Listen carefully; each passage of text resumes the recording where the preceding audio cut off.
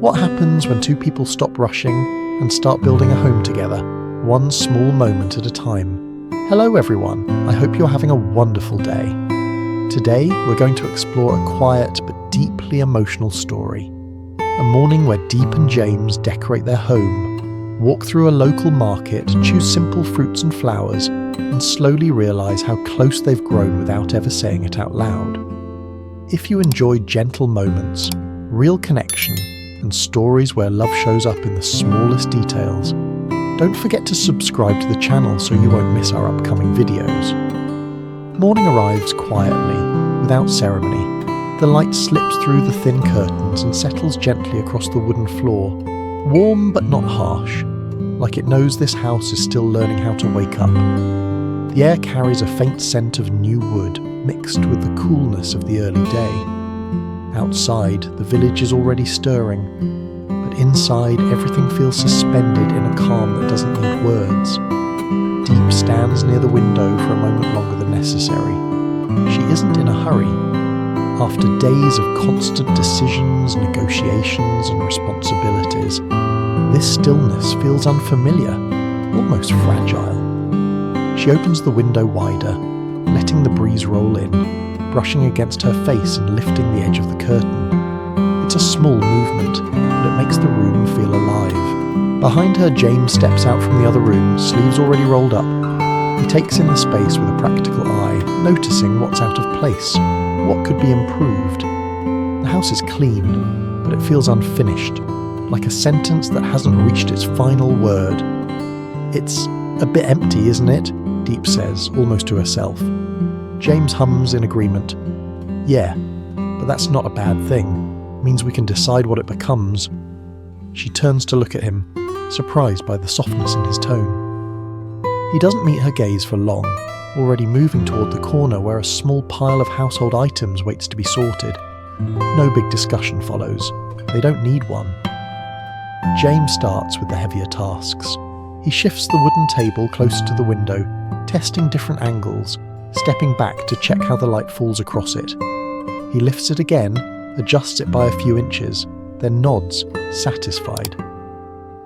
Diep watches quietly, a faint smile forming without her noticing. She moves to the kitchen area, wiping down the counter, lining up cups, arranging plates with care. Every so often she pauses as if listening to the house itself, trying to understand where things belong. The rhythm between them forms naturally. No instructions, no coordination, just an unspoken awareness of each other's movements. James reaches for the curtain rod, standing on a chair to fix it in place. It takes him a few tries. The fabric slips once, then twice, and he mutters under his breath. Diep glances over, amused. "Need help?" she asks. "I've got it," he replies, though his tone is light, not defensive. She walks over anyway, steadying the chair with one hand while he adjusts the hook again. For a brief second, her fingers brush against his wrist. Both of them freeze, not because it's awkward, but because it's unexpected. The contact lasts barely a moment before Diep pulls her hand back. "Sorry," she says instinctively. James shakes his head. "It's fine." The curtain finally stays in place. Light softens as it filters through the fabric, casting a warmer glow across the room. They both notice the difference at the same time. "That already feels better," Diep says. James climbs down from the chair and looks around. "Yeah, makes the place feel lived in." They return to their tasks, but something has shifted. The silence now feels fuller, heavier in a comforting way. James takes on the bulk of the work without comment, moving boxes, lifting stools, rearranging shelves. Diep notices, though she doesn't say anything. Instead, she brings him a glass of water, setting it down within reach. "Thanks," he says, taking a quick sip before getting back to work. As the morning stretches on, their conversation drifts in and out, never forced. They talk about where to put the shoes, whether the shelf should be higher, how the space might look in the evening. None of it feels trivial. Each small choice adds another layer to the house, another quiet statement that this place matters. "Maybe the table should stay here," James says, tapping the wood lightly. "The light's good in the morning." Diep imagines it, sitting there with a cup of tea, the day just beginning. Yeah, she says softly, I like that. At one point, Diep stops moving altogether. She stands in the middle of the room, taking it all in. The house is still simple, still modest, but it no longer feels temporary. James notices her stillness. You okay? He asks. She nods, then hesitates. I just didn't think it would feel like this so quickly. He follows her gaze, understanding more than she says. Places change fast, he replies, especially when people care about them. She looks at him then, really looks at him, and for a moment the weight of everything they've shared, work, pressure, responsibility, fades into the background. There's no need to label what this is. They finish the last few tasks just before noon. James steps back, hands on his hips, surveying the room like he's checking off a mental list. Diep brushes imaginary dust from the table, then laughs quietly at herself. It's still missing something, she says. James raises an eyebrow. Like what? She thinks for a second. Colour, life, something fresh. He considers it, then nods. We could go to the market. Her face brightens. Yeah, let's do that. Get some fruit. Maybe flowers. James grabs his jacket without hesitation. All right. As they step outside together, the door closing softly behind them, the house is left bathed in sunlight. Empty for now, but no longer lonely. The market is already alive when they arrive. Sounds overlap in every direction. Vendors calling out prices, baskets shifting, footsteps moving through narrow paths. The air smells of ripe fruit, fresh herbs, and the faint sweetness of something fried nearby. It's busy, but not overwhelming. Just enough to remind them they're part of a place that's moving, breathing, existing beyond the walls of the house they just left. Diep slows her steps instinctively, eyes moving from stall to stall. James walks beside her, matching her pace without thinking about it. When the crowd thickens, he shifts slightly closer, not touching, just enough to make space for her to move comfortably. Where do you want to start? He asks. She points ahead. The fruit section, the one near the old banyan tree. James nods. I figured you'd say that. They stop at the first stall, piles of oranges stacked neatly in woven baskets. Diep picks one up, turning it slowly in her hands, checking the skin. James watches, familiar with this routine from work, but here it feels different. Less about quality control, more about choice. These look good, she says. The vendor smiles. Sweet and fresh, picked yesterday. James asks a few questions out of habit. Where they're from, how long they'll keep. The vendor answers easily, clearly used to customers who care. Diep listens, amused, letting him take the lead. When the price is agreed on, James reaches for the bag. I'll carry it, he says before she can. She doesn't argue. They move on, stopping at mangoes, then pomelos. Diep chooses carefully, occasionally holding one up for James to see. He gives his opinion, sometimes serious, sometimes teasing. That one's too big, he says at one point. Looks impressive, but probably all peel. She laughs.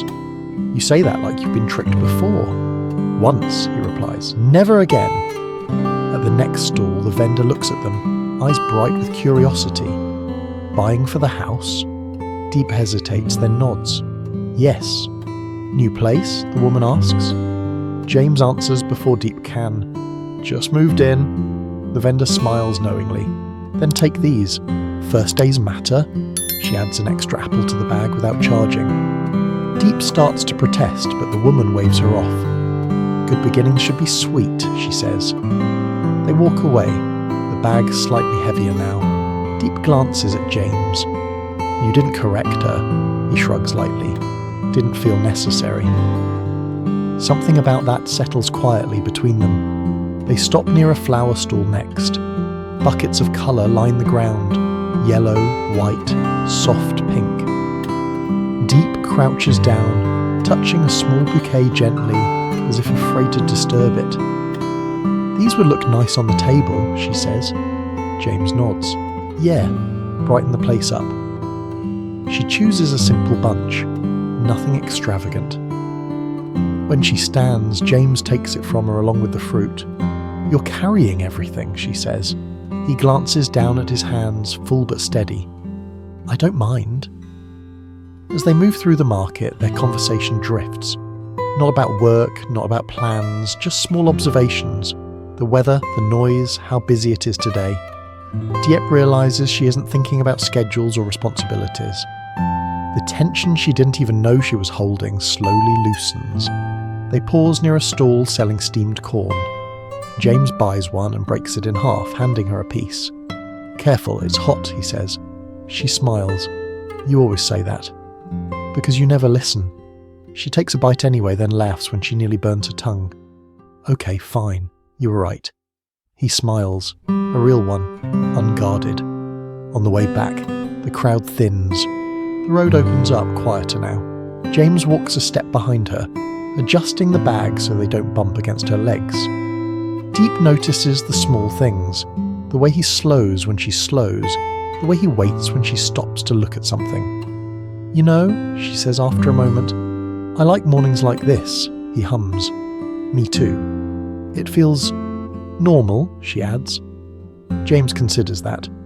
Normal's underrated. They reach the house just as the sun climbs higher. Inside, the light has shifted, warmer than before. James sets the bags down carefully. Diep takes the flowers, finding a simple jar to place them in. When she sets them on the table, the room changes instantly. James steps back, taking it in. "That works," she nods. It really does. They start putting things away. Diep washes the fruit, lining it up neatly. James opens cabinets, finding space where there wasn't any before.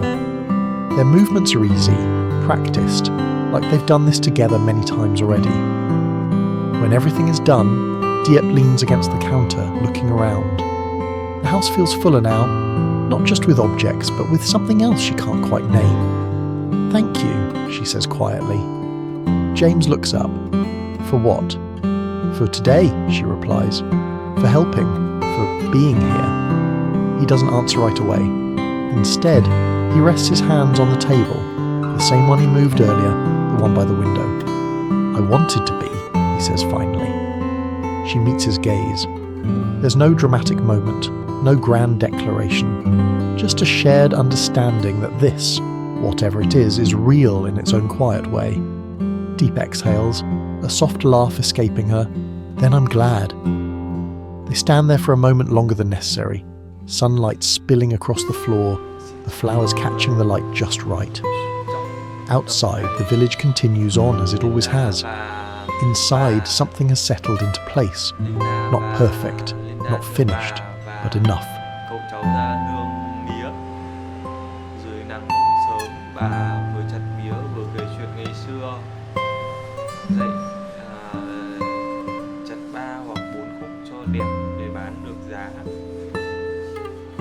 Đồng mía cao dần, 45 đồng trở thành hy vọng cho phiên chợ.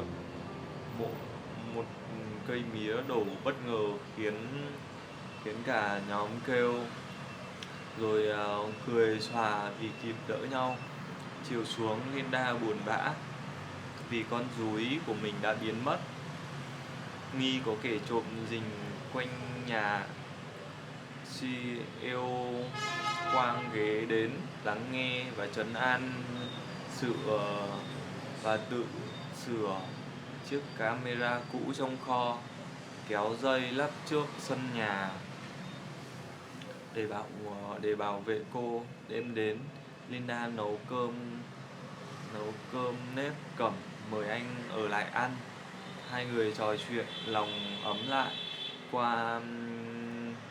Quang kể áp lực công ty, camera nháy sáng, bóng lạ thoáng qua, và không biết Linda có sống sót qua được đêm nay không.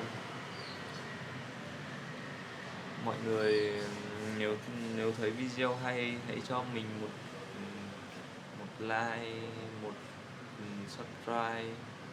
Cảm ơn mọi người nhé.